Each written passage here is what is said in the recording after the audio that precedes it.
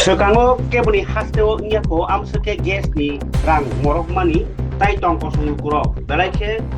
denggaro rang ni bial ini tongmani ukulugo BJP hapang nino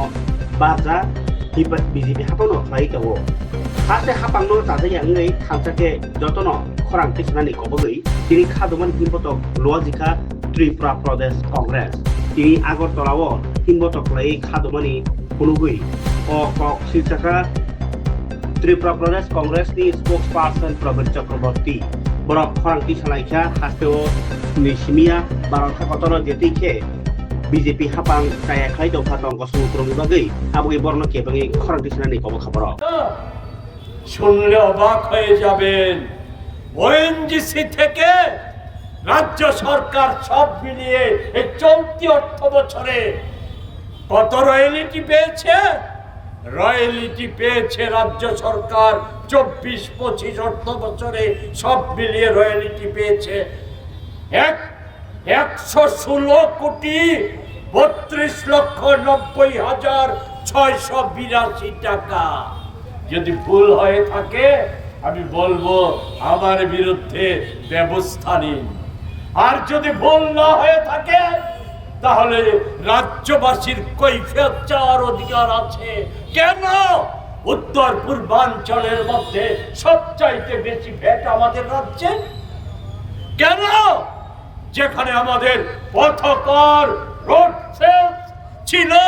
ওই 18 সালের আগে 3% এটা আজ কেন ওই 25.5% হয়েছে ওই সিএনজি পিএনজির সাথে তা যুক্ত করা হচ্ছে এর খেসারত কারা দিচ্ছে এই রাজ্যের গরিব আপামর জনসাধারণ দিচ্ছে কি ধরনের সুশাসন আমি আজকের কথা বলবো আজকে ওই এত মূল্যে গ্যাস ব্যবহার করেও আজকে মানুষের জনজীবন প্রতিদিন বিঘ্নিত হচ্ছে এরা অপদার্থ অকর্মণ্য রাজ্য সরকারের দৌলতে টিএনজিসিএল এই নানা রকমের কর আরোপ করে গ্যাসের মূল্য বৃদ্ধি করছে আজকে একটা বিরাট অঞ্চল সকাল থেকে বিকেল পর্যন্ত গ্যাস নেই মানুষের রান্না করে উনুন ধরাতে পারেনি কোন আগরতলা শহরে কি জবাব সুশাসনের সরকারের এমনতর জায়গায় দাঁড়িয়ে আমি যেটা বলবো সেটা হচ্ছে যা বলার জন্য বলেছি যে এই যুদ্ধজনিত পরিস্থিতিতে না আমি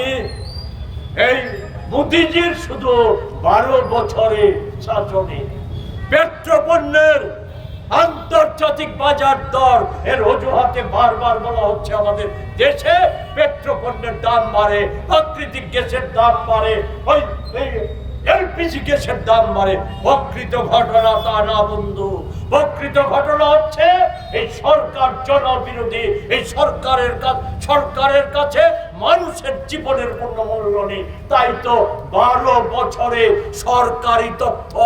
14 বার আন্তর্জাতিক ক্ষেত্রে এই যুদ্ধজনিত পরিস্থিতির আগের কথা বলছি যুদ্ধজনিত পরিস্থিতির সঠিক মেলাবেন না যুদ্ধজনিত পরিস্থিতির আগে 14 বার পেট্রোপণ্যের মূল্য পুনর্মূল্যায়ন হয়েছে পুনর্মূল্যায়নে 12 বার পেট্রোপণ্যের দাম কমেছে আর আমাদের রাজ্যে আপনারাই বলুন এই 12 বছরে পেট্রোপণ্য